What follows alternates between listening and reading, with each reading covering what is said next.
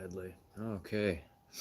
Welcome to News Strip Down today, you guys. Monday, April 6th, 2026. Start of a new week, you guys. New week, more problems.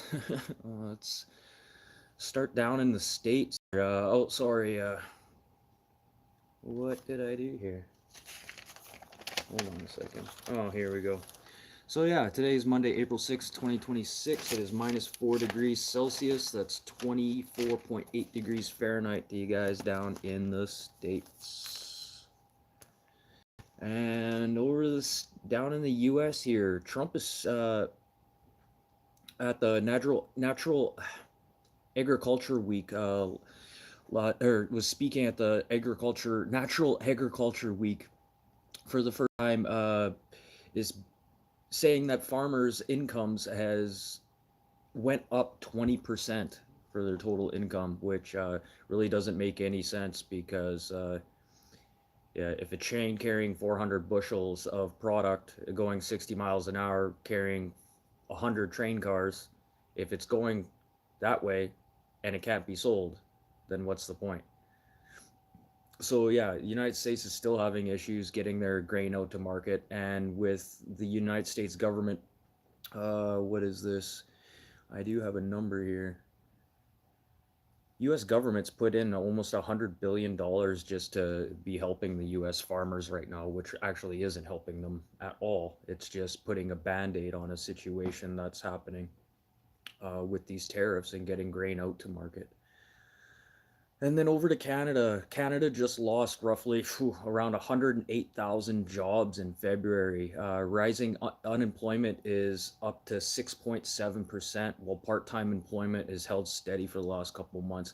Canada hasn't seen losses like this since 2022, and that is just coming off the exit of the COVID-19 virus, where people still not quite sure what the countries were going to be doing, still implementing strict guidelines of social distancing and other such things like that. So yeah, full-time jobs are on a rise of unemployment, which is not good for the economy. It's not good for people who are already struggling as it is right now. And yeah, seeing that 6.7% increase in unemployment, not good, not good. So I don't know if you guys have a job right now. Try and keep it, because even I've had some people ask me from other countries, is Canada worth coming to right now? Unless you want to work at a part-time job and have multiple part-time jobs, yeah, go ahead. There's lots of jobs here for you. But it is a little frustrating having to go from one part-time job to another part-time job to another part-time job when there should be like full-time positions, full-time jobs out there for Canadians. And key word is for Canadians, as there is no incentive to hire full-time Canadians, because why would you when the government's going to give you subsidies for your business by bringing in foreign workers? And over to Australia. Australia is seeking to diversify its source of oil products as the conflict in the Middle East continues, making purchases from the US, Mexico, and at 17% of the natural oil products are refined onshore in Australia, with some petrol stations across Europe or Australia have reported shortages of certain types of fuel in the past week. Just a couple weeks ago, Australia were showcasing how they could start supplying other countries with oil and gas. And now, since the conflict has happened, now there's an energy crisis. Okay, 3, 4 weeks ago, Australia, you're hyping up, hey, we just did this huge shipment of liquid natural gas to BC to showcase, hey, we can get product out there. And that was probably one of the farthest trips. So, showcasing that they could do this efficiently. Okay, so what has happened? Where's this oil and gas that you're ready to start divvying up between countries? And all of a sudden now this conflict is happening, and now this is going to be the quote of the year. The quote of the year, you guys: energy crisis. Energy crisis. It's already happening. And you guys know this is as much BS as it's just total BS. We're all being lied to about this energy crisis. There's more than enough resources out there. We need to stop relying on what the Middle East is doing, because they're going to be fighting each other constantly. It's never going to stop. So what we need to do as other countries that are dealing with this energy, well, so they called energy crisis that is non-existent and is just a bunch of BS and lies, we need to start making some decisions. Let them do their thing over there, and let's start getting some like good relationships built between the countries, that we already have good relationships with. Like, let them do their own thing. Let's worry about our own oil and gas and our own resources, because we're never going to end this war here, you guys. Doesn't matter. Doesn't matter if that strait opens. There's always going to be conflict, and it's always going to be affecting trade and oil and gas. So I don't know. Australia, you're almost as bad as Britain right now with these lies. You're almost as bad as Starmer. Just blatantly lying to the people. And scientists in China have used AI to design a high-strength, flexible, and rust-resistant new material while cutting the costs and processing time for 3D printing. The metal comes with some issues, as any new product would have. With strengthening metals and stuff comes brittleness. With titanium, yes, it does have a good strength to it, yes, but it's also very brittle. Stainless steel as well. You wouldn't use a stainless steel bolt to, put a wheel on a car. It just doesn't have the tensile strength. But this is interesting. Apparently, this new metal that they're using, we're probably going to start seeing more technology coming up like this. And not just from China, but other countries as well are starting to dabble in new materials for these 3D printers. If you guys like this, hit the like button, subscribe. I'm here Monday to Friday, 4 to 4:30 for news stripped down, 30 minutes or less. Why? Because anything longer than that, it's probably just BS anyways. So yeah, hit the like button, subscribe. If you like, you don't have to. And yeah, let's do some NASA news. Well, there's no truck stops for Artemis 2 to pull over at, as they had some toilet problems for a couple of days there. What a place to have problems. 250,000 miles away from the Earth and no running toilet. Like 4 of them in there. Ooh, man. I hope they got their fiber in their diet right now, because they would probably be pooping in bags there for a couple days. So yeah, that's pretty funny. Like, what a shitty problem for them to have. Boom, boom. Like, but they have fixed the problem with the Artemis 2. All they did is they rearranged the shuttle where the export goes, or the extremities go out past the ship.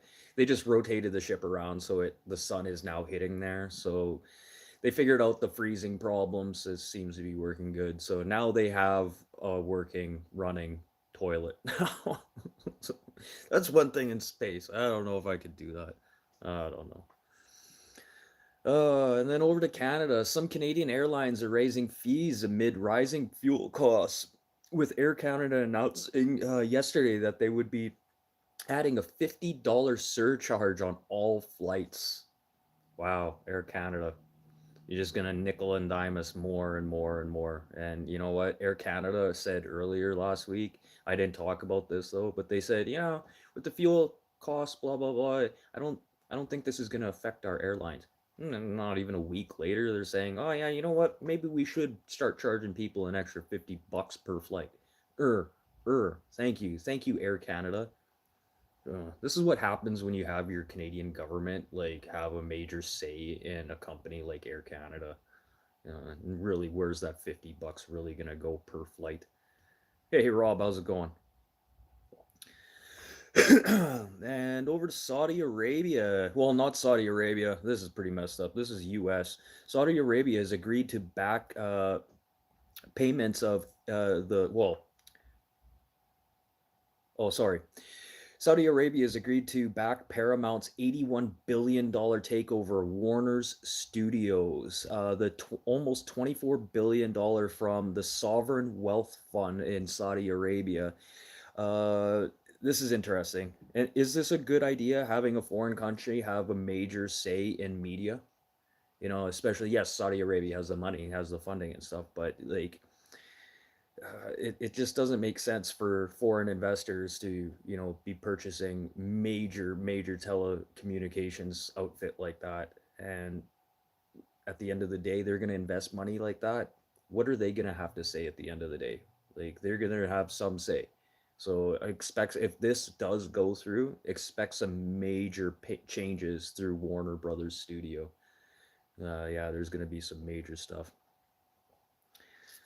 And over to Japan. Japan has had its share of nuclear problems over the last 20 years.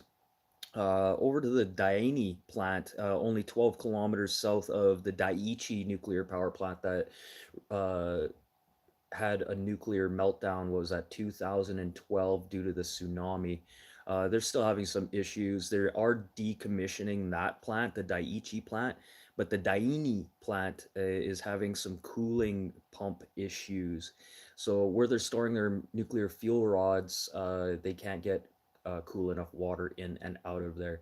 So right now, as the temperatures are sitting at 26.5 degrees Celsius as the time of stopping pumping of cooling water into the holding ponds of spent fuel rods.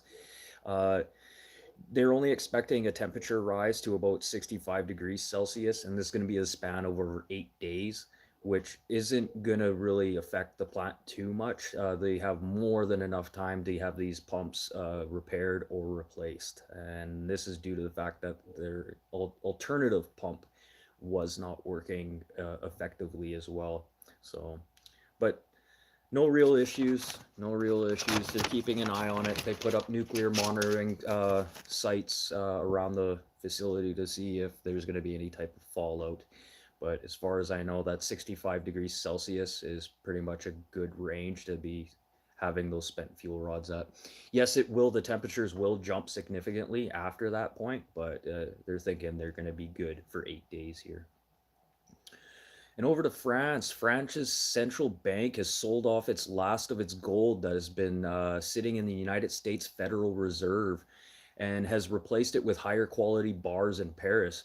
While taking advantage of the rising prices of gold, France made 13 billion euros as it upgraded from that US gold to that higher quality gold. Uh, and this should be a wake up to anyone in the United States right now. If countries like France right now are pulling gold out of the Federal Reserve, something big's going to happen. Like, really think about this, you guys. And I'm surprised. I almost guarantee you're not going to hear about this in the news, because they're going to keep this under their hat.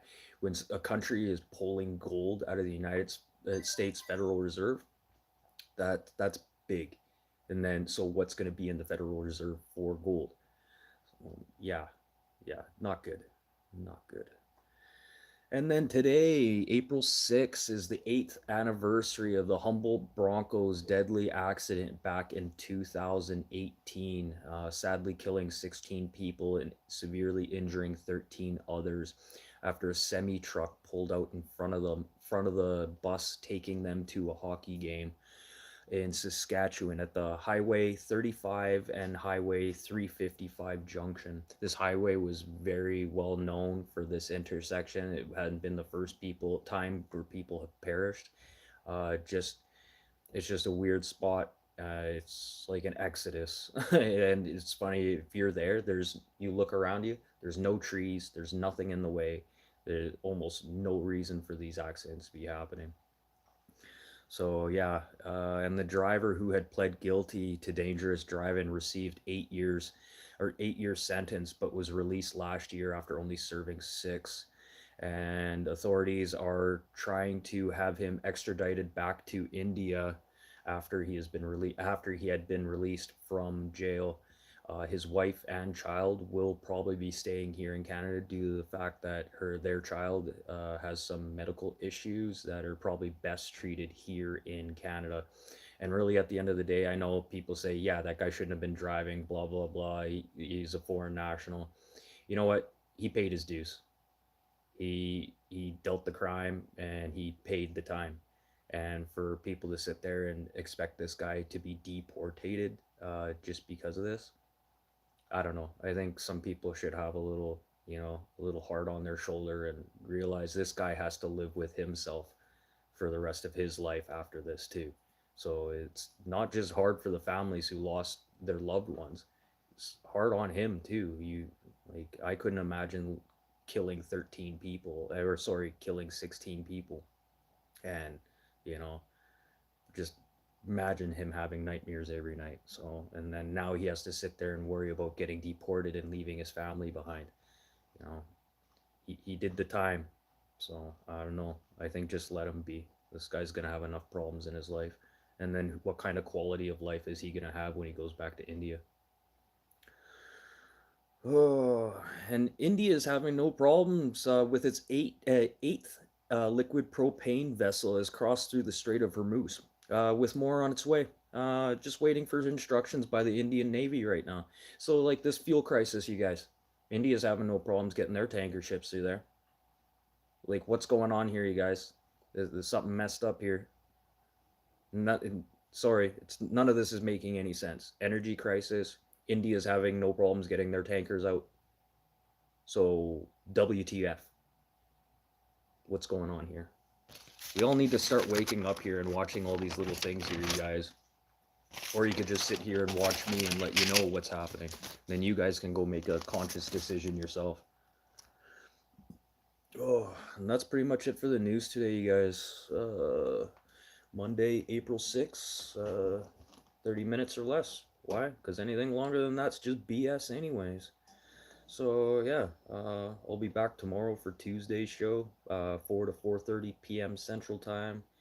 And let's end everything off on things that happened today in history. April 6th. 1917, the U.S. declares war on Germany and enters World War I with the Allies.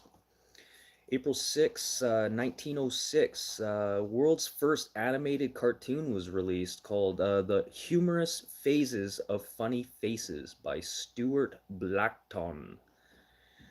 Yeah, 1906. And then April 6, 1889, George Eastman begins selling Kodak flexible roll film for the first time in history. You guys don't know what Kodak is? Back in the day before digital cameras, Kodak pretty much had the market when it came to film, not like movie film, picture film, and pretty much took the global market. And also, fun fact, if it wasn't for Kodak, meth wouldn't be where it is today due to the fact that one of the main precursors for making methamphetamine is used to develop film. And yeah, so a lot of people back in the day, bikers would be, I don't know, hiring people to steal these precursors from Kodak and film developed companies. Yeah. Yeah, now it's pretty hard to get those precursors. It's pretty regulated. And April 6, 1896, the first Olympics opens in Athens, Greece. Sorry, the first modern Olympics opens in Athens, Greece. And April 6, 1909, Robert Peary and Matthew Henson claimed to be the first to reach the North Pole. But still to this day, their claims of being the first people to the North Pole have been unfounded. Still people trying to, contest this to this day, even after they're dead. I don't think we're ever going to find out if they were really there or not. And April 6, 1965, Intelsat 1, aka Early Bird, was launched as the first commercial communication satellite. Now listen to that name, Intelsat. Intel? No, think Intel, like core processor, Intel. Yeah. Now look where that company's at. From making stuff like that to making circuit boards and computer chips. And hey, 2-4. Hey, Pat. And and for birthdays, April 6th, 1483 to 1520, Raphael, famous painter, the Ninja Turtles, they're all named after famous artists. Well, that'd be Raphael. And he passed at the age of 37. A lot of these famous painters back in the day, they didn't really make it to 40. And what was it? Was it Van Gogh? Van Gogh, he only lived to be what, 27? something like that. Van Gogh, ear. And April 6, 1892 to 1981, Donald Willis, Donald Donald Willis Douglas, famous creator of McDonnell Douglas uh, aircraft. Yeah, ended up getting a lot of military contracts and stuff like that, and he passed at the age of 88. And April 6, 1928 to 2025, James Watson, co-founder of the double helix structure of DNA. What we know of the DNA picture that we know of today, yeah, is due to James Watson. He passed, 2025 at the age of 97. And April 6, 1937, Billy D. Williams is 88. And probably remember him from the Star Wars franchise. He was Lando Calrissian. Yeah, he also participated in other movies, but probably most well known for his Star Wars franchise. And April 6, 1952, Mary Lucy Henry.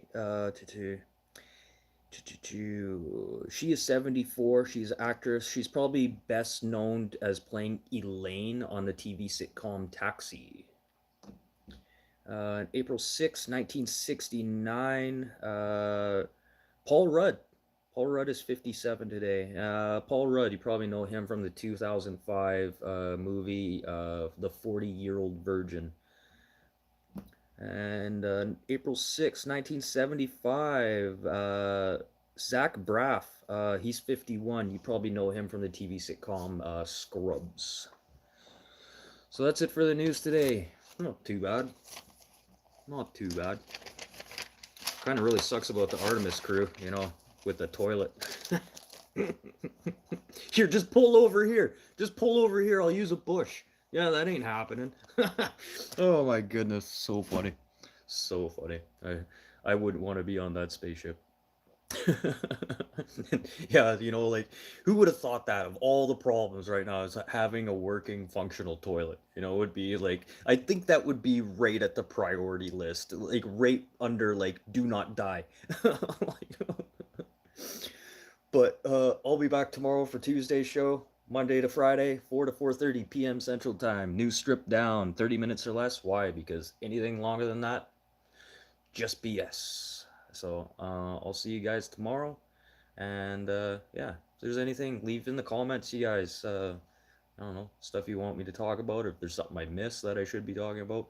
Totally shout, or something I messed up. Maybe a number or wrong place, wrong country. I don't know. Call me out on it. That's what democracy is all about. Call me out. But I will see you all for tomorrow's show, Tuesday, 4 to 4:30. Peace out. I'm out. And if I don't see you guys tomorrow, have a great week and enjoy this nice weather that we're getting. Okay? Peace out. Walk, walk.